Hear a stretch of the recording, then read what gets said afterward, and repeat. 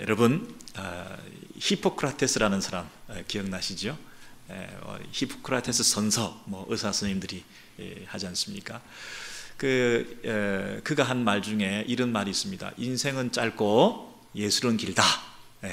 인생은 짧고 예술은 길다. 그랬는데 사실은 좀 그게 오역이 된 것 같아요. 이분이 의사이기 때문에 BC 400년경에 그 병을 다루는 사람들은 주로 주술사였지 않습니까? 머지션이었는데 이제 피지션으로 바뀌어지게 된 것은 의사가 병을 다루게 되게 된 새로운 어떤 출발이 된 어떤 서양의 의학의 아버지라고 말할 수 있는 이 히포크라테스가 그 인생은 짧고 예술은 길다 이렇게 말할 때 그 예술이 아트인데요. 그 아트가 어떤 좁은 면에서 페인팅, 드로잉 하는 그걸 말한다기보다도 기술. 그래서 이분이 의사니까 의술을 말하는 거였거든요. 그래서 인생은 짧다. 야, 시간은 없다. 근데 이 의학의 세계는 너무나 넓다, 길다. 이걸 다 알 수가 없겠구만. 연구는 부진하고 실험은 아직도 확실하지 않은데 아무리 연구를 해도 다 알 수가 없는데 인생은 짧은데 참 이 의학의 길은 참 멀고도 험하구나. 의술은 참으로 길다. 이런 얘기를 한 거거든요. 그래서 이분이 어떤 치유의 신, 이 의학의 신, 이 건강의 신 앞에서 맹세를 하면서 자신의 한계를 고백하고 그들의 도움을 받으면서 이 히포크라테스 선서라는 것을 이렇게 만들지 않았습니까? 거기에 보면 환자의 생명과 건강을 최우선으로 여기겠다. 환자로부터 향응과 접대를 받지 않겠다. 환자들에게 극약을 처방하지 않겠다. 또 낙태를 조장하는 약품을 주지 않겠다. 이런 어떤 그 기본적인 그 도의를 지킬 수 있는 이런 맹세들을 하고 있습니다. 환자의 비밀을 절대 발설치 않겠다. 여러분 이런 그 의사 스님들이 보통 이게 서약을 하고 그렇게 된다고 하는데 요즘 주변에 보면 혹시 일부겠습니다만은 스님들 가운데에서도 저분이 정말 이 히포크라테스 선서를 기억하고 있을까 싶을 정도로 좀 타락하고 좀 자기중심적이고 물질만 밝히고 그래서 굳이 하지 않아도 되는 수술을 권장해서 수술을 많이 과잉 진료를 해서 막 과다 청구를 하고 어떤 분들은 의료수가를 위해서 이 데모를 하기도 하고 이제 환자 진료를 거부하기도 하고 여러분 환자의 생명과 건강을 최우선을 한다면 있을 수 없는 어떤 경우에 보니까 어느 성형외과에서 이 환자를 옆에 놔두고 옆에서 자기들끼리 의료진들이 모여서 생일 파티를 하는 것을 사진을 찍어서 SNS에 올리고 이런 그게 어떻게 환자의 생명과 건강을 최우선으로 하는 그런 태도이겠습니까? 그런 면에서 정말 히포크라테스 선서가 무색하다 이런 말을 하잖아요.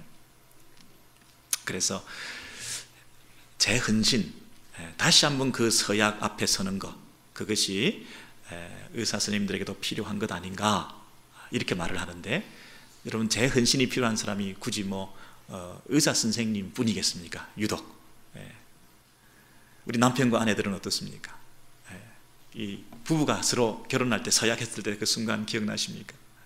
요즘 그 젊은 친구들이 결혼할 때 가끔 이렇게 보면 눈물을 흘리던데요. 어떤 자매가 기쁠 때나 슬플 때나 이런 얘기를 하면서 그 감동이 돼가지고 서약하는 순간에 오열을 하는 사람들도 있던데요.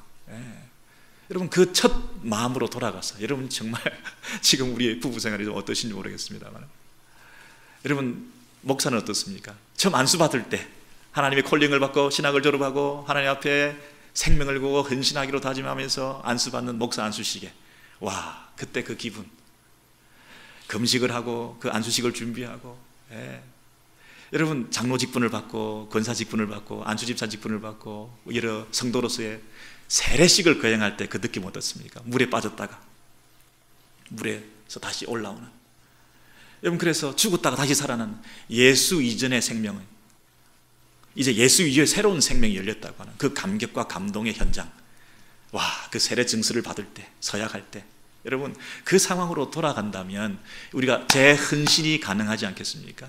재서약을 통해서 다시 우리의 구태연한 영적 상태, 영적 침체의 터널에서 솟아나와서 정말 하나님께 앞에 재헌신을 다짐하고 새롭게 도약하는, 점프하는 새로운 출발이 있는 그런 우리의 삶이 되지 않겠습니까? 우리의 가정생활과 우리의 신앙생활과 우리 교회생활에 혁명적인 변화가 나타나기 위해서는 재헌신을 다짐해야 되지 않겠습니까? 그 첫 마음과 정신을 회복해야 되지 않겠습니까? 와, 여러분, 이 말라기 시대에 이스라엘 백성들 가운데 하나님의 책망을 받으면서 재헌신을 해야 될 그런 부류가 있었는데, 그들이 누군가 하면 아쉽게도 안타깝게도 영적 지도자들이었던 제사장들이었습니다. 말라기 2장 1절에서 3절, 이들이 정말 새로워져야 될 필요가 있을 정도, 정말 새로운 어떤 변화가 나타나야 될 어떤 그런 상황이, 영적 상황이 어떠했는지 2장 1절에서 3절의 내용을 보시면 이렇습니다. 제사장들아, 제사장들을 부르고 있습니다.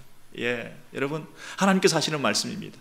내가 너희의 복을 저주하리라. 여러분, 저주한다는 끔찍한 말씀을 하실 정도로 지금 상태가 안 좋다는 거죠.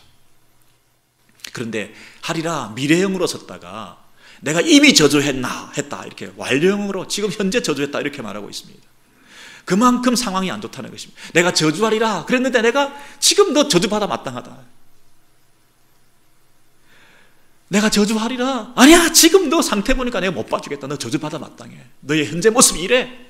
와, 여러분, 우리가 지금 예배하기 위해서 이 자리에 왔는데 하나님께서 우리의 모습을 보시면서 야 지금 당장 그렇죠, 그렇게 말씀하시는 느낌이 있는 거 있죠.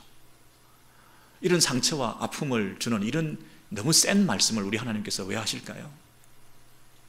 우리는 이렇게 비를 뚫고 교통도 안 좋은데 이렇게 시간을 내어서 하나님 앞에 나와 이렇게 예배 드린다고 드리는데, 제사장들은 그래도 하나님 앞에 제사 드린다고 그 제사 직무를 감당하고 있는데, 그 제사장들에게, 제사 드리는 제사장들에게, 제사를 안 드리는 세상 사람도 아니고 제사 드리는 제사장에게, 예배 드리는 예배자들에게 하나님께서 이렇게 저주의 말씀을 하시다니요. 내가 저주하리라, 아니야 지금 저주받아, 지금 상태 너 안 좋아, 이렇게 말씀하시는 거예요.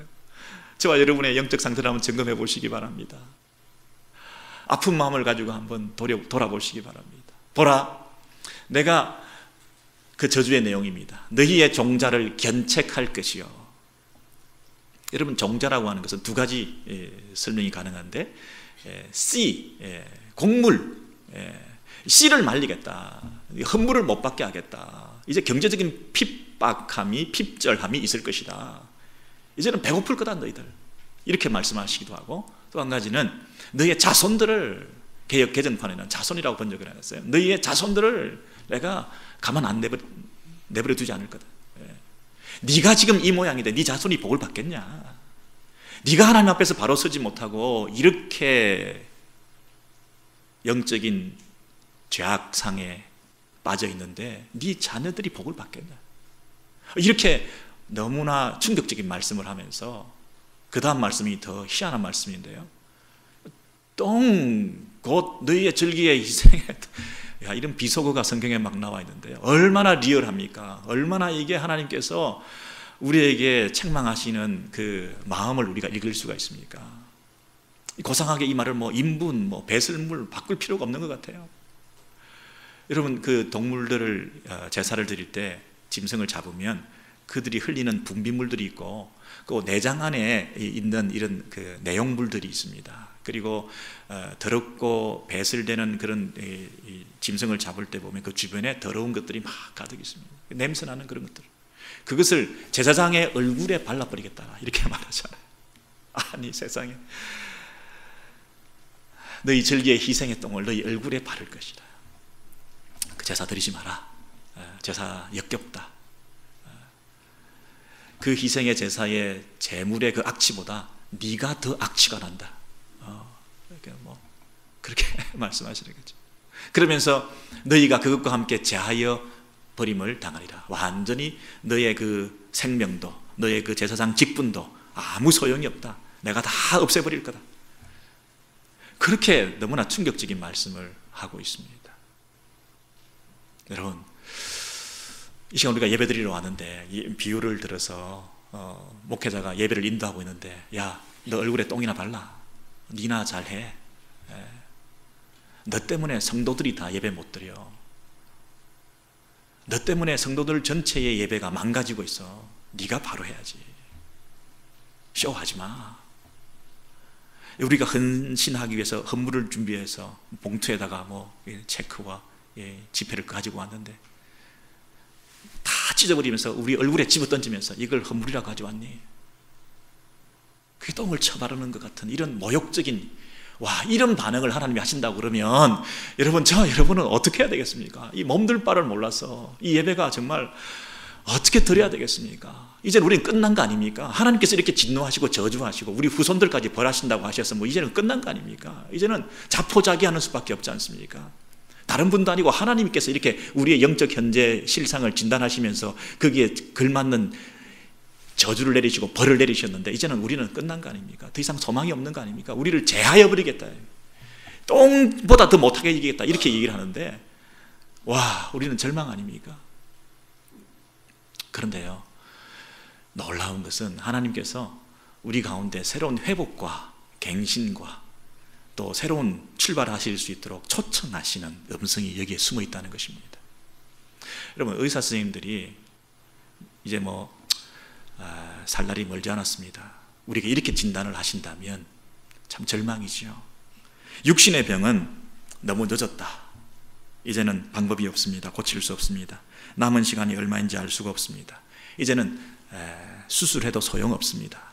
육신의 병은 그렇게 진단을 받으면 우리가 절망해야 되겠죠. 그러나 영적인 병은 하나님 앞에서는, 여러분, 수술을 해도 소용이 없는 게 아니라 이 시간 우리가 하나님 앞에 수술을 받기 위해서 나온 거 아닙니까? 이 시간 우리가 하나님 앞에 회개하고 나아가기만 하면, 하나님 앞에 돌이키기만 하면 하나님이 기다리셨다는 듯이 우리를 받아주시는 분 아닙니까? 하나님께서는 지금도 우리에게 돌아오기를 원하시는 거죠. 저주하고 책망하고 야단치시고 꾸중하시고 하나님의 그 진노 속에는 회개와 회복에 대한 기대를 가지고 그 백성들을 영원히 사랑하시는 그 사랑의 마음을 가지고 지금 책망하시는 거죠. 돌아와야 돼. 이런 상태로는 저주받을 수밖에 없어. 그 말 속에는 돌아와야 돼. 저주가 축복으로 바뀔 수 있어. 지금이라도 돌아와야 돼. 여러분, 우리가 영적인 질병들은 돌아올 수 있습니다. 지금이라도 돌아올 수 있습니다. 얼마 남지 않은 것이 아니라 바로 지금 하나님 앞에 바로 돌아갈 수가 있습니다. 여러분, 이 시간 우리가 하나님 앞에 나왔습니다. 그런데 그저 예배를 의무적으로 드리기 위해서 나온 거 아닌 줄로 믿습니다. 그저 좋은 말씀이나 하면 들어보자고 나온 거 아닌 줄로 믿습니다. 여러분께서 수술대에 나오셨다고 생각하셔야 될 줄로 믿습니다. 여러분이 수술을 받기 위해서 나왔다. 그냥 내가 한번 들어보자가 아니라 내 영적인 문제를 내어놓고 하나님 앞에 수술을 받기 위해서 나왔다. 육적인 질병은 수술도 불가능합니다. 그러나 영적인 질병은 하나님 앞에서 내가 지금이라도 나아가서 수술대에 누워서 하나님이여 나를 고쳐주세요. 내가 수술 받기 원합니다. 내 안에 있는 병이 뭡니까? 영적인 질병이 뭡니까? 내 깊은 곳에 있는 죄악이 뭡니까? 하나님이 이거 해결해 주세요. 하나님 앞에 나오기만 하면 하나님께서 그것 고쳐주시고 회복시켜 주시고 다시 일어나게 하셔서 저주가 축복으로 바뀌는 그런 역사가 있게 될 줄로 믿습니다. 이 시간 여러분 주님 앞에 나오시기 원합니다. 수술대에 누우시기 원합니다. 자, 하나님께서 여러분을 수술대에 눕혀놓고 어떻게 수술해 가시는지, 어떻게 갱신시키고 어떻게 회복하고 어떻게 새롭게 만들어 가시는지, 어떻게 차원 다른 삶을 살 수 있는지, 어떻게 영적으로 도약하는 새 인생을 살 수 있는지, 어떻게 축복이 임하는 여러분의 인생과 가정과 관계들로 바꿔주시는지, 어떻게 우리 공동체에 하나님의 축복이 넘치는 영적 수술을 받고 우리 공동체가 새로워져서 하나님의 영광을 위해서 살아갈 수 있는 새로운 출발을 할 수 있는지, 우리 모두가 수술대에 누워서 하나님의 처분과 하나님의 손길을 경험하는 이 자리가 되기를 원합니다. 하나님께서 어떤 방법으로 4절 이하에 보시면, 말라기서 2장 4절에서 6절까지 보시면 수술대에 누워있는 우리를 어떤 수술의 칼을 가지고, 메스를 가지고 그것을 진단하시고 처방하시고 진료하시고 그리고 도려내시고 다시 꿰매시고 접합시켜셔서 다시 살이 돋게 하시고 다시 하나님을 향하는 감각을 회복시키셔서 무디어져 있던 우리의 감각을 하나님 앞에 다시 나아갈 수 있게 해 주시는 그 하나님의 도구가 무엇인지 4절에서 6절까지 이렇게 나와 있습니다. 만군의 여호와가 이르노라. 내가 이 명령을 너희에게 내린 것은 1절부터 3절까지 그렇게 저주하게, 그렇게 견책하시며 강하게 돌아오라고 말씀하신 그 명령을 내린 것은 레위와 세운 나의 언약이 항상 있게 하려 함인 줄을 너희가 알리라 그랬습니다. 여러분, 다시 서약을 하라는 것입니다. 돈만 밝히는 변호사와 의사와 이 땅의 모든 사람들에게 다시 처음 서약할 때, 돈만 밝히는 종교인들아 다시 하나님 앞에 처음 안수받고 세례받을 때 그 마음을 가지고 돌아가라는 거예요. 제사장들아, 네가 처음 이 제사장 직분을 받을 때 네가 어떤 언약 하에서 이 제사장 직분을 감당했냐. 다시 히포크라테스 선서 앞에 손을 들고 너 병원에 걸려있는 그 액자 속에 있는 그 선서를 다시 읽어봐라. 돈만 밝히지 말고 그 정신을 회복하라. 첫 마음을 회복해라. 제사장들아, 네가 처음 이 제사장 직분을 받을 때 레위와 세운 나의 언약이, 그 법 정신이, 그 언약의 마음이 지금 너희에게 항상 있게 되기를 원한다는 거죠. 레위와 세운 나의 언약이 항상 있게 하려 함인 줄 너희가 알리라. 레위와 세운 나의 언약은 생명과 평강의 언약이라. 여러분, 생명과 평강의 언약이라는 말은 그 어원적으로 보면 다 정관사가 붙습니다. 그 생명과 그 평강이라 그랬습니다. 그래서 이 언약을 통해서 하나님 앞에 나아가면, 하나님과의 관계를 통하여 하나님이 우리에게 주시는 것은 뭐냐면 그 생명과 그 평강이라는 거죠. 세상에는 없는 생명이라는 거죠. 하늘의 생명이라는 거죠. 하나님이 주시는 생명이라는 거죠. 세상에는 없는 평화라는 거죠. 위선적인 평화, 가십적인 평화가 아니고 위장된 평화가 아니고요, 하나님인 그분이 주시는 참 평화가, 하나님과의 관계의 회복을 통해서 그 평화, 그 생명을 받아 누릴 수 있게 하는 놀라운 축복이 있다는 거죠. 어떻게 하면 이 레위와 세운 그 하나님과의 언약을 잘 이행할 때에, 제사장적 사명을 감당할 때에, 하나님과 그 백성들 사이에서 제사장이 가지고 있는 그 고유의 제사장의 그 언약, 하나님과 맺은 그 언약, 제사장직에 신실하면, 제사장직에 충성되이 네가 그 사명 감당하면 하늘의 생명과 하늘의 평화가 너를 통해서 이 세상에 흘러 넘치게 된다는 거죠. 그 사명 감당해야지. 뭐 하고 있니?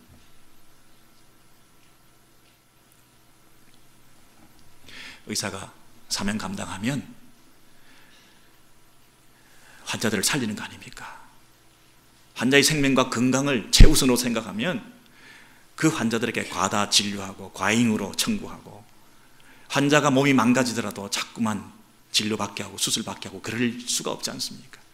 환자의 건강과 생명을 가장 소중하게 생각할 때, 그 일에 신실하게 될 때 너를 통해서 그들에게 생명과 건강이 주어지는 것처럼, 제사장들아, 네가 그 사명 감당하면 너를 통해서 세상에는 없는 풍성한 은혜와 축복과 하늘의 생명과 그 평화가 흘러넘칠 텐데, 네가 그 직무에 성실하지 못함으로 이 땅에 평화가 사라졌다, 이 땅에 하나님의 생명이 막혔다고 말하지 않습니까? 이 공동체 안에, 이스라엘 공동체 안에 영적 질병이 심각하게 걸렸다고 말하지 않습니까? 네가 통로를 막음으로 말미암아, 하나님 앞에 신실하게 그 사명 끝까지 잘 감당하지 못함으로 말미암아, 네가 처음 그 받았던 레위의 언약, 그 제사장의 그 고유의 사명, 그것을 신실하게 지켜오지 못했기 때문에 이 말라기 시대에 이르러 가지고는 네 얼굴에 똥이나 치러야 되겠다 싶을 정도로 이 제사가 역겨워지는, 이 제사를 통해서 흘러넘치는 하나님의 생명이 백성들에게 흘러넘치지 못하는 이런 죽어가는 공동체가 됐다는 것 아닙니까?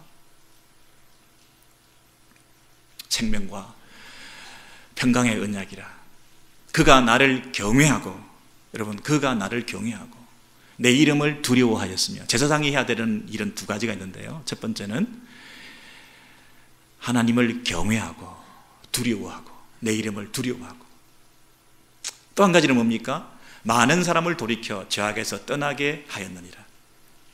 원래 처음에 레위의 족속들을 통해서 이 제사장의 언약을 세울 때에 그 처음 출발이 어떤 거였다고요? 하나님 앞에서 두려워하는 자들, 하나님을 두려워하고 그 이름을 경외하는 자들, 그리고 그 백성들의 죄 문제를 가슴에 안고 아파하면서 그 문제를 해결하기 위해서, 그들을 돌이키게 하기 위해서 애쓰는 자들, 이 백성과 하나님 사이에서 이 사명 감당할 자를 하나님께서 부르셨다는 거죠. 그들이 제사장적 사명을 감당하게 되었다는 것이죠. 여러분, 이 레위와 세운 나의 언약 그랬는데, 그 언약이 항상 너에게 있게 하려 함이라. 그 언약, 그 첫 정신, 그 처음에 그 언약을 세울 때 이스라엘 역사들 가운데 그 처음에 그 사건이 어떻게 있었는지 그 처음의 정신으로 돌아가라. 다시 그 서약 앞에 돌아가라. 그것이 우리를 수술하는 방법이었다는 것입니다. 여러분, 민수기에 보시면 이 사건의 배경이 잘 나와 있는데요, 민수기 25장 11절에서 13절 우리 마지막으로 살펴보시면요, 제사장 아론의 손자 엘르아살의 아들 비느하스라는 사람이 있습니다. 그 다음 같이 읽겠습니다. 시작. 나의 질투심으로 질투하여 이스라엘 자손 중에서 나의 노를 돌이켜서 나의 질투심으로 그들을 진멸하지 않게 하였도다. 그러므로 내가 그에게 나의 평화의 언약을 주리니 그와 그 후손에게 영원한 제사장 직분의 언약이라. 그가 그 하나님을 위하여 질투하여 이스라엘 자손을 속죄하였음이니라. 여러분 잘 보시기 바랍니다. 지금 비느하스라고 하는 사람이 있습니다. 이 비느하스라는 사람을 통해서 하나님께서 제사장직의 그 언약을 세우셨다고 말했습니다. 비느하스가 어떠했길래? 그럼 비느하스가 어떤 사람이었길래? 그가 제일 밑에 보시면 그가 그 하나님을 위하여 질투하여 이스라엘 자손을 속죄하였습니다. 잘 보세요. 그 하나님에 대한 관계가 있고 그 백성들의 죄 문제를 핸들하는 관계가 있죠. 이 중간에서 이 역할을 했기 때문에 그가 제사장의 언약을 그를 통해서 이제 받게 되고 그의 후손들이 제사장의 직무를 감당하게 되는 사람이 되었다, 이렇게 말하잖아요. 말라기 시대의 선지자들아, 말라기 시대의 제사장들아, 너의 조상들의 그 처음 제사장직을 받게 된 그 의미를 아느냐? 네가 지금 껍데기를 뒤집어 쓰고 제사장직 복을 입고 제사장 행세를 하면서 제사장 노릇을 하고 있는데, 네가 제사장 노릇을 하고 있지만 제사장의 정신이 뭔지를 모르고 있네. 원래 제사장직을 받게 된 것은 처음 제사장직에 초청을 하시고 언약을 맺게 되었을 때에 그 비느하스라고 하는 너의 조상이 이러이러한 모습을 했기 때문에 내가 그를 통해서 제사장직을 주었던 거야. 껍데기만 뒤집어 쓰고 제사장 노릇을 하고 있는 게 아니라 그 비느하스의 마음과 정신과 그 비느하스의 생활과 삶의 모습을 본받고 그 내용이 있는 제사장 직분을 감당해야 될 거 아니냐, 이렇게 말하고 있는 거죠. 비느하스가 어떤 사람이었습니까? 하나님의 질투심으로 질투했다. 하나님의 그 마음을 가졌다는 거죠. 여러분, 그 당시 이스라엘 백성들이 범죄했습니다. 그 두령과 수령들이 이방 여인들을 취해서 간음을 했습니다. 근데 그것은 단순히 성적인 범죄가 아니라 이방 백성들을 받아들이고 이방의 신들을 받아들인 것이기 때문에 그것은 우상 숭배였습니다. 여러분, 이스라엘 백성은 하나님의 아내입니다. 남편과 아내가 결혼했습니다. 서약하고 출애굽한 이스라엘 백성들을 하나님께서 그 신부로 맞으셔서 당신은 남편 노릇하시겠다고 하셔서 함께 서약해서 이스라엘 백성들을 출애굽해서 지금 데리고 가는 중에 결혼 생활을 하고 있는 거죠. 그런데 이 이스라엘 백성들이 영적 간음을 했습니다. 우상 숭배를 했습니다. 자신의 본 남편을 저버렸습니다. 여러분, 이런 상태에서 하나님의 들끓는 마음속에 이 질투심이 생긴 거죠. 남편이 가지고 있는 그 질투심이 내 안에 생긴 거죠. 우상 숭배하는 이스라엘 백성들을 향하여 이 질투심이 막 생긴 거죠. 그런데 그 누구도 그 하나님의 질투심에 대해서 반응하지 않았습니다. 세상이 그런 건데, 모두가 그런 건데, 다 지금 그러고 있는데, 이스라엘 백성들이 그냥 편할 대로 이방신을 취하고 이방 여인들을 취하고 그냥 그렇게 살고 있기 때문에 아무도 하나님 앞에서 하나님의 질투심에 대해서 생각하는 사람이 없었습니다. 그런데 이 비느하스가 하나님의 질투심으로 질투하여 그 하나님의 마음을 알았다는 것입니다. 남편 되시는 그 하나님의 마음을 헤아렸다는 것입니다. 그 하나님의 마음을 공유해서 그 하나님의 마음으로 생각할 때 이것은 있을 수가 없는 일이다. 그래서 비느하스가 우상신을 섬기고 있는 자들을 칼로 쳐 죽였습니다. 아니, 어떻게 이렇게 사람을 죽이고 이렇게 무식한 짓을 하느냐? 여러분, 그렇게 윤리적으로 생각할 것이 아니라 영적으로 하나님 앞에서 우리가 범죄하고 간음한 자들을 하나님께서 얼마나 질투하시겠느냐. 사실은 하나님께서 그 질투하셔서 그 질투심을 가지고 백성들을 다 멸해버리셔도 마땅한데, 하나님께서 너를 돌이키셔서 나의 질투심으로 그들을 진멸해도 마땅한데, 하나님께서 너를 돌이키신 이유는 뭐냐면 내 마음을 아는 자가 있었기 때문에, 내 마음을 아는 자가 나를 대신해서 그들을 책망했기 때문에, 그를 제사장적 직무를 감당해서 이제 그를 통해서 내가 백성들을 살렸다는 것입니다. 진멸해서 죽어 마땅한, 모두 멸절받아 마땅한 그 백성들을 내 마음을 아는 한 사람이 나의 질투심을 가지고 질투하여 그들의 문제를 해결하기 위해서 애썼기 때문에 내가 그를 통해서 그 백성들을 살렸다는 것입니다. 네가 제사장적 사명을 감당하는 자다. 하나님의 마음을 알고 그 백성들을 살릴 수 있는 그 중보자적 사명을 감당하는 이 비느하스야, 내가 너의 후손을 통해서 제사장직 사명을 감당할 수 있게 해서 이스라엘 백성들이 하나님의 백성으로 살아갈 수 있도록 내가 해줄게, 이렇게 말씀하신 거죠. 여러분, 잘 생각해 보십시오. 이스라엘 백성들은 참 축복된 나라였습니다. 왜? 하나님이 당신들의 하나님이니까요. 그 하나님이 우리 하나님이다. 와, 축복 아닙니까? 그런 특권이 어디 있습니까? 그런 백성이 어디 있습니까? 그러나 한편으로는 좀 부담스럽죠. 왜? 하나님은 거룩하신 분이시기 때문에. 거룩하신 하나님 앞에 그의 백성으로 산다는 것은 굉장히 마음에 부담이 있죠. 왜? 우리는 죄가 있기 때문에. 그 거룩하신 하나님 앞에서 우리는 진노와 심판의 대상이기 때문에. 그런데 한 가지 소망은 우리 안에 누가 있다고요? 제사장이 있다는 것입니다. 우리 안에 제사장이 있다는 것입니다. 제사장의 그 존재가 있기 때문에, 제사를 드리는 제사장이 있기 때문에, 우리의 죄 문제를 해결해 주는 제사장적 사명을 감당하는 직분자들이 있기 때문에 그들을 통해서 우리가 안심할 수 있는 거죠. 거룩하신 하나님의 백성으로 살아가는 죄 있는 인생이라 할지라도. 이것이 이스라엘 백성들에게 주어진 축복이요, 제사장의 고유의 사명이지 않았습니까?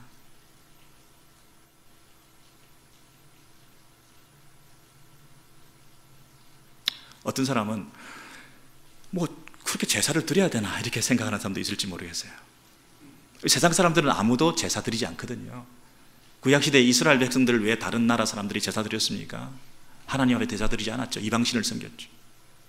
지금도 여러분, 뭐 우리가 그렇게 예배를 드리고 회개를 하고 뭐 기도를 하고 무슨 뭐 날마다 죄를 자복하고 해야 될 게 뭐가 있냐? 내가 뭐 그냥 그렇게 나쁜 짓 한 거 없다. 세상 사람들이 뭐 회개하는 거 봤습니까, 여러분? 그렇게 안 하고도 잘 살지 않습니까? 근데 왜 우리는 유독 두려워하고 떨면서 제사를 드리고 회개하고 이렇게 살아야 됩니까? 이게 우리의 축복이고 특권이죠. 참 생명과 참 평화를 누리기 위함이죠. 여러분, 세상에는 평화와 참 생명이 없습니다. 그러나 우리는 하나님의 그 생명과 그 평화를 누릴 수 있는 축복된 사람들 아닙니까? 그 생명과 그 축복을 누리기 위해서는 우리가 죄에 대한 해결을 해야 되는 거죠. 진정한 예배와 제사가 드려져야 되는 거죠. 하나님을 두려워해야 되는 거죠. 이것에 우리가 둔감하면 죄가 가득히 놓인 상태에서, 그리고 나는 특별히 죄를 지은 게 없기 때문에 대충 이런 식으로 윤리적으로 살면서 하나님 앞에 깊이 나아가는 이 참된 제사가 드려지지 않을 때, 참된 회개가 일어나지 않을 때 우리는 이 생명을, 이 평화를 놓치고 살 수밖에 없는 거죠. 안 그렇습니까, 여러분? 그냥 이렇게 사는 거죠. 그냥 세상 사람들처럼. 여러분, 독사가 가만히 있어도 독사잖아요. 그죠? 예. 안에 이 독이 막 이렇게 입안에서 넘실거리고 있잖아요. 독사가 옆에 지나가는 개구리가 한 마리 있는데 그거 참 귀엽게 생겼네, 그거 한번 깨물어줘야 되겠다 싶어서 그냥 너무 귀여워하고 탁 깨물어줬는데 개구리가 어떻게 되나요? 독이 탁 나가지고 벌렁 자빠지잖아요. 예? 여러분, 우리가 이 죄의 독을 가진 자들이에요. 그래서 우리가 뭐 사랑한다고 한 행동에 벌렁 자빠지는 사람들이 있어요. 여러분, 위로한다고 한 말에 상처받는 사람들이 있어요. 여러분, 그 위해준다고 하는 그 말 속에 우리 속에 죄성이 숨어 있기 때문에 자칫 잘못하면 사람들을 죽일 수가 있어요. 내 안에 독이 있단 말이에요. 100% 순수하지 못하단 말이에요. 이기적인 동기가 있다는 거죠. 내 개인적인 생각이 있다는 거죠. 내 욕심을 채우기 위함이 있다는 거죠. 100% 이타적으로 살지 못한다는 거죠. 내 속에 이 죄성이 있기 때문에 내가 죄인이구나 하는 사실에 대해서 우리가 죄에 대한 민감함을 가지면 우리가 제사가 필요하죠. 회개가 필요하죠. 우리에게 중보자가 필요하죠. 이 모습대로 그냥 살 수가 없는 거죠. 거룩하신 하나님 앞에 우리가 바로 설 수 없는 거죠. 어떻게 하나님 앞에서 뻔뻔하게 고개를 들고 우리가 살 수 있겠습니까? 우리 죄인들이 하는 것마다 다 죄인데요. 우리 속에 생겨나는 모든 것들, 위해준다고 하고 사랑한다고 하면서도 하는 그 모든 말 속에서, 행동 속에서 다른 사람들을 힘들게 만들 수 있는 죄의 독이 자꾸 퍼져가는 통로로 우리가 쓰임받는 이 죄의 비참성과 심각함을 알 때에 우리가 하나님 앞에 절망하면서 하나님의 은혜를 구할 수밖에 없죠. 하나님의 생명이 필요합니다. 하나님의 용서가 필요합니다. 이 죄덩어리, 모순덩어리 나를 용서해 주시고 하나님과의 화목관계가 회복되게 해주시기를 원합니다. 하나님의 진정한 위로가 필요합니다. 이것이 우리의 고백이 되어야 되지 않습니까? 이 제사장은 하나님과 하나님의 백성 사이에 그 중간에서 역할을 감당하기 때문에 늘 그 마음에 거룩한 부담이 있을 수밖에 없어요. 그리고 그 눈에서 눈물이 마를 날이 없어요. 여러분, 죄인들을 보십시오. 백성들을 보십시오. 자기가 감당해야 되는 죄인들을 보면 그 백성들이 가지고 있는 죄, 한계, 그들의 연약성, 그들의 넘어짐, 실족, 그의 아픔, 여러분 그 백성들의 아픔을 생각하면 마음이 아플 수밖에 없잖아요.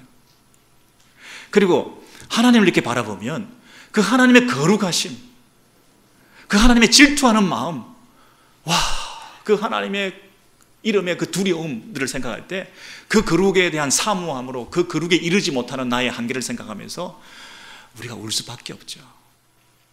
하나님과 하나님 백성 사이에서 이 중간에서 늘 이쪽의 눈치를 보면 이쪽이 걸리고, 이 백성들을 좀 봐주려고 하면 하나님의 거룩하심이 걸리고, 하나님의 거룩하심을 바라보면 이 백성들의 죄가 걸리고, 중간에서 여러분 이러지도 못하고 저러지도 못하는 이런 아픔을 가지고 이 중보자적인 사역을 감당할 수밖에 없죠. 그래서 늘 눈물이 마를 날이 없죠. 백성들을 봐도 눈물이 나고 하나님을 봐도 눈물이 나고. 근데 이게 눈물이 말라버리고요, 메말라버려서 이제 형식화되어 버리면 이제 절기가 되었습니다. 시간이 되었습니다. 때가 되었습니다. 주일입니다. 자, 가져와라. 도장 찍어라. 헌금 드려라. 그리고 예배 드렸다. 자, 끝났다. 자, 돌아가라. 여러분, 이런 형식적인 제사가, 예배가 반복되어지면 눈물이 메말라버린 그 형제를 바라볼 때, 그 사랑하는 성도들을 바라볼 때, 그들의 연약함을 바라볼 때, 그들의 죄의 실상과 그 비참함을 바라볼 때, 죄 가운데 신음하고 있는 그 한계를 바라볼 때, 경제적으로, 정신적으로, 육체적으로 정말 신음하고 있는 그 죄의 그늘 아래에서 아파하고 있는 그 모든 문제를 바라볼 때 그들의 문제를 끌어안고 여러분 실험할 수밖에 없죠. 눈물을 흘릴 수밖에 없죠. 이 문제를 가지고 하나님 앞에 나아갈 수밖에 없죠. 전심으로 하나님 앞에 예배할 수밖에 없죠.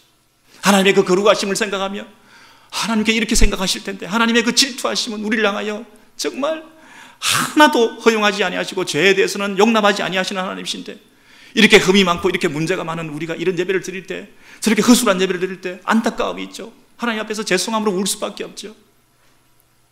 이런 마음을 가지고 이 제사장적 사명을 감당해야 되는데 눈물이 메말라버리고 형식화되어 버린 이런 예배를, 이런 제사를 하나님께서 받기를 역겨워하신다는 거죠. 여러분 생각을 해보십시오. 백성들이 하나님 앞에 나올 때 제사의 제물을 가지고 왔습니다. 그런데 하나님의 그 거룩하심을 망각하고 흠없는 온전한 예배를 드리기보다는 그냥 습관적인 예배를 드리기 위해서, 오늘도 그 예배를 때우기 위해서 눈먼 것, 병든 것, 저는 것, 값 나가지 않은 것, 동물들이 먹다가 남은 것, 이런 걸 가지고 와서 이제 하나님 앞에 예배를 드린다고 드릴 때에 이 제사장이 생각을 해보십시오. 그거라도 받는 게 낫지 않겠습니까? 아니, 제사장이 하나님의 거룩하심을 생각할 때 이건 있을 수 없는 일이다, 완전히 선포하면서 너희들이 그런 예배를 드릴 바에야 아예 예배를 드리지 않는 게 낫다. 내가 성전문을 닫는 것이 더 낫겠다. 아예 그런 예배를 드리지 마라. 물러가라. 다시 오지 마라. 여러분, 이렇게 하면 나만 알 사람이 누가 있겠습니까?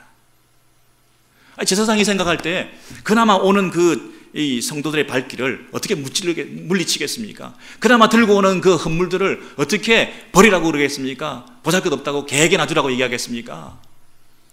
그나마 그거라도 가져오면 고마운 거 아니겠습니까? 그래라도 와주면 자리라도 채우는 거 아니겠습니까? 그래도 오면 한 명이라도 더 하나님 앞에 서 있으니까 목회가 성공하는 것이고 숫자가 많아지는 것이고 근사하게 보이는 그런 사역을 하는 것처럼 보이지 않겠습니까? 왜 그들 쫓아내가지고 선을 분명히 꺼가지고 스트릭하게 말해가지고 사람에게 상처 주고 책망해가지고 쫓아내느냐 말이죠. 아니, 그러고 싶지 않죠. 나도 먹고 살아야 되는데 제사장이 그렇게 생각하지 않았겠습니까? 오늘 이 시대에 저와 여러분의 삶과 사역을 한번 비교해 보십시오. 얼마든지 말라기 시대의 선지자의 제사장들의 그 삶을 우리가 답습하고 반복하고 있지 않습니까? 우리가 지금 똥을 발라야 되지 않습니까, 여러분? 얼굴에. 여러분, 너무 저주 섞인, 너무 이렇게 참 힘든 이런 말씀을 우리가 주의를 이렇게 듣게 되는데요, 여기에 축복의 길이 있는 줄 믿습니다, 여러분. 저주의 선언이 아니라 여러분을 수술해서 회복시켜서 건강하게 만드시고 하나님 앞에서 생명을 받고 하나님의 축복을 받게 하시기 위한 하나님의 은혜가 있는 줄 믿습니다. 이거 왜 다른 길이 있습니까, 여러분? 부담스러운 말씀이지만 그저 길을 즐겁게 하는 말씀이나 듣고 그냥 예배를 떼고 가는 게 아니라 내 영적 질병을 고침받고 내가 수술돼서 하나님의 그 수술의 집도의에 온전한 도려내는 이런 암덩어리를 제거하는 이 수술을 통해서 우리의 마음이 깨끗하고 거룩한 양심을 회복하고 하나님 앞에 온전한 예배를 드리는 새로운 삶으로 출발하게 될 때에 우리에게 참 생명과 참 평강이 넘치는 축복된 삶이 시작될 줄로 믿습니다, 여러분. 이러한 은혜가 있게 되기를 원합니다. 제사장이 짐승을 잡으면 얼마나 그것이 힘든 일입니까? 제사장은 고상한 직업을 가진 사람인 것으로 착각하시면 안 됩니다. 짐승을 잡아야죠. 피를 흘려야죠. 내장을 꺼내야죠. 불을 태워야 되죠. 백적 노릇을 해야 되죠. 여러분, 사역자가, 목회자가, 우리 장로님들이 또 우리 형제 자매들이 이웃 사람들을 섬기면서 우리 성도들을 돌아볼 때 그 죄의 얘기를 들으면요, 그냥 피상적으로 이렇게 얘기하면 다 거룩하게 사는 것 같지만 그 죄가 그 속 깊은 곳에 들어가면 역겨운 얘기를 많이 듣죠. 별의별 얘기가 있죠. 죄가 죄를 낳고 죄가 죄의 또 다른 스토리를 만들고 사탄이의 장난 안에서 놀이터가 되어가지고 휘젓고 다니는 이런 꼬리들이 계속 연결되어져 있고, 여러분, 죄의 얘기를 들으면요, 그저 고해성사나 듣는 칸막이 가운데 그냥 대충 듣는 게 아니고요, 그 죄의 그 깊이라고 하는 것이 얼마나 더럽고 악한지요. 피를 묻혀야 되고 이 죄에 신음해야 되고 성도들과 영혼들을 함께 섬긴다는 것이 얼마나 피곤한 노릇인지 모르죠. 의사만 해도 여러분 잠도 제대로 못 자잖아요. 애도 받아야 되잖아요. 비상비를 올리면 달려가야 되잖아요. 환자가 고통하면 고통해야 되잖아요. 환자가 찾아왔습니다. 의사 선생님이 물어봅니다. 여기 아픕니까? 눌러봅니다. 여러분, 여기 아픕니다 할 때 그 아픔이 의사가 같이 느껴져야 의사잖아요. 당신 그게 아프냐?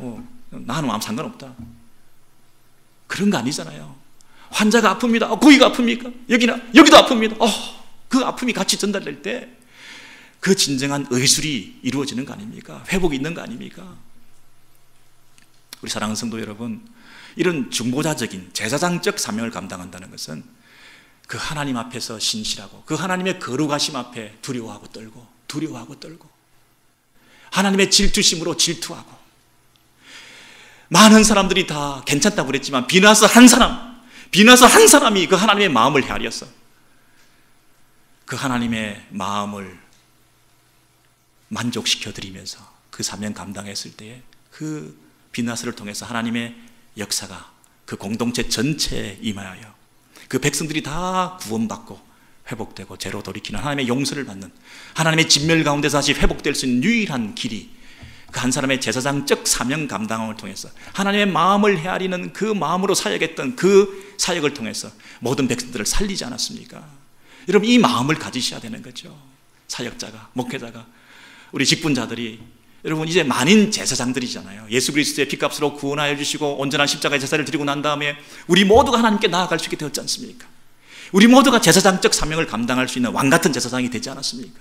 이제 우리가 하나님과 세상을 연결하는 화목의 사신으로 살아야 되지 않습니까? 하나님과 세상이 불화하고 원수가 되고 적대시하고 있는데, 하나님 알지 못한 이 세상 사람 앞에 이 성도와 교회가, 여러분들이 바로 서서 그들을 연결시키는 제사장적 사명 감당하라고 우리를 부르신 거 아닙니까? 저와 여러분이 그 자리에서 신실하게 이 일을 계속해 나갈 때에 하나님의 생명과 하나님의 평화가 온 세상에 흘러넘칠 줄 믿습니다. 여러분이 이거 안 하면 교회가 존재하는 목적이 없습니다. 교회가 존재할 이유가 없습니다. 성도가 성도답게 살아야 될 이유가 없습니다. 왜 이곳에 우리를 부르셨습니까? 이곳에서 이 사명 감당해야 되는 거 아닙니까? 형제를 살리고 세상을 살리는, 그들의 아픔을 공유하고 거룩하신 하나님 앞에 양보하지 않고 그 하나님의 거룩하심에 대해서 우리가 대여서, 감전되어서 전율을 느끼면서 이 세상에 그 아픔을 끌어안아서 함께 하나님 앞에 회개의 제사를 드림으로 말미암아 하나님의 용서를 받고 하나님의 사랑을 받고 하나님의 치유를 받는 이 사명 감당하는 우리가 되지 않으면 우리가 왜 여기서 이 존재할 이유가 없지 않습니까? 여러분, 요세미티에 여러분 가보셨을 것입니다. 안 가보신 분들도 이 사진을 통해서 지금 그 Old Faithful 이 가이즈라고 하는 거 여러분 아시죠? 가늘천. 여러분, 이것이요, 수많은 사람들이 모여가지고 장관을 구경하고 있는데, 이게 하루에 17번에서 21번 이렇게 분출하죠. 근데 그 일정한 시간에 따라 규칙적으로 1시간에서 1시간 반 사이에 높이 솟아오릅니다. 40m에서 60m까지 저 위에까지, 하늘까지 올라가는 거예요. 저렇게까지 높이 올라가는데요, 이게 희한한 것은 규칙적으로 페이스풀하게 지금까지 계속되어져 왔다는 것입니다. 얼마나 놀랍게 하늘로 치솟아 올라가는 저런 장관을 구경하기 위해서 많은 사람들이 저 요세미티에 모이지 않습니까? 요세미티가 아니라 옐로스톤에 모이지 않습니까? 이 옐로스톤에 모여가지고 여러분, All the Faithful Geyser 저거 하나 보려고 그렇게 많은 사람들이 그 먼 와이오밍주까지 모이지 않습니까? 여러분, 잘 생각해 보십시오. 여러분, 이 가늘천이요, 옐로스톤 주변에 1만 개가 있습니다. 1만 개가 있는데 그 중에서 어떤 것은 높이는 높이 올라가는 게 있는데 이게 규칙적으로 안 가는 거예요. 규칙적으로. 보통 저것이 하루에 20번 정도 분출이 되고 1시간에서 1시간 반 간격으로 올라가고, 한번 올라가면 1분에서 5분까지 올라가는 거죠. 그러니까 그 시간을 맞춰 가지고 이제 올라갈 때가 됐습니다, 이제 나올 때가 됐습니다 하면 사람들이 모여들죠. 근데 어떤 데는 규칙적으로 조금 올라오는데 높이 올라가지 않는 거예요. 그러니까 볼거리가 없는 거죠. 갈 이유가 없죠. 근데 높이 올라가는데 어떤 것은 언제 나올지 모르는 거예요. 이게 오늘 내일지 한 달 뒤에 나올지. 그러니까 그게 앞에 쓸 수는 없는 거죠. 그것 때문에 모이지 않는 거죠. 근데 1만 개의 이 가늘천이 있지만은 그 중에 한 가지, 하나, All the Faithful Geyser, 이 하나 때문에 그 많은 사람들이 옐로스톤에 모이는 거죠. 1870년대에 이것이 발견됐는데요, 그 이전부터 얼마나 수백 년 동안 계속되어져 왔겠습니까? 지금까지 페이스풀하게 그 자리에서 똑같은 간격을 가지고 그 시간에 그 장소에서 그 자리를 지키며 하늘을 향하여 손을 들고 분출되는, 이 땅에 있는 모든 찌꺼기를 다 끌어모아, 이 땅에 있는 모든 물줄기들을 다 끌어모아서 고여있을 때 그것을 함께 힘을 발휘해서 하늘로 치솟아. 여러분, 우리 인생들이 비누아서 같은 축복받은 사람 되기 위해서는 제사장적 사명 감당해야 된다는 것입니다. 수많은 사람이 있었지만 하나님의 거룩하심에 대한 사모함이 없는 사람, 오직 비누아서 한 사람이 하나님의 질투하심을 함께 질투해서 하나님의 그 거룩에 대한 사모함이 있었던 사람이, 하늘을 향하여 마음을 쏟았던 사람이 있었던 거죠. 이 땅에 있는 그 백성들의 아픔을 헤아리고 그들의 죄를 짊어지고 그들의 눈물 한 방울 한 방울 다 쓸어 담아서 그들의 아픔을 함께 공유하며 그들을 위해서 하나님을 향하여 하나님 한 분 그분의 거룩을 사모하며 그분께 드리는 제사로, 그분께 올려드리는 예배로 제사장적 사명 감당했을 때 한 사람을 통해서 온 세상 가운데 구원의 역사가 임하고 그 백성들 가운데 하나님의 생명과 하나님의 평화가 전달되어졌던 것처럼 수많은 간헐천이 있지만 그 중에 all the faithful, 오직 하나, 저것을 통해서 신실하게 지금까지 그 일들을 계속해가고 있는 저 간헐천을 통해서 많은 사람들이 모여서 기뻐하고 즐거워할 수 있는 사람들을 모으는 놀라운 일이 벌어지고 있지 않습니까? 여러분, 페이스북 하셔야 됩니다. 그 자리에 서 계셔야 됩니다. 그 자리를 지키셔야 됩니다. 그 시간에 예배하셔야 됩니다. 하나님의 마음을 가지고 하늘을 향하여 손을 벌리셔야 됩니다. 높이 올라가야 됩니다. 60m까지 높이 올라가야 됩니다. 하늘을 향하여 높이 올라가야 됩니다. 그 거룩을 삼아야 됩니다. 대충 하면 안 됩니다. 최선을 다하여 예배해야 됩니다. 그 하나님의 거룩하심을 갈망하면서 그것에 이르기를 사모하셔야 됩니다. 대충 하시면 안 됩니다. 그리고 신실하셔야 됩니다. 쉬면 안 됩니다. 그 자리를 지키셔야 됩니다. 저와 여러분이, 우리 교회가 이전부터 지금까지 all the faithful 그 사명 감당할 때에 우리를 통해서 많은 생명들이 돌아오게 될 줄로 믿습니다. 여러분 자녀들이 회복될 줄로 믿습니다. 여러분이 자리 지키면, 여러분이 신실하게 하나님 앞에서 바로 서 있으면, 그 하나님의 거룩을 사모하시면, 타협하지 않고 하나님의 그 마음을 헤아리시면 하나님의 심정은 어떠하실까에 따라서 우리의 예배를 고치고 우리의 행동을 고치고 우리의 삶을 고칠 때에 하나님께서 그것을, 그 마음을 기뻐하실 것입니다. 하나님께서 지금 이 시대에 저와 여러분을 신실하게 부르시는 하나님의 종들로 삼아 주시기를 주의 이름으로 축원합니다. 여러분, 그냥 크리스찬이 아닙니다. 그냥 페이스풀이 아닙니다. All the faithful, 오래전부터 계속되는, 지금까지 앞으로도 계속되는 리얼 크리스찬이 필요합니다. 목사가 아닙니다. 진짜 목사가 필요합니다. 장로가 아닙니다. 진짜 장로가 필요합니다. 교회가 아닙니다. 참된 교회가 필요합니다. 이 시대에 정말 살아있는 성도들이 필요합니다.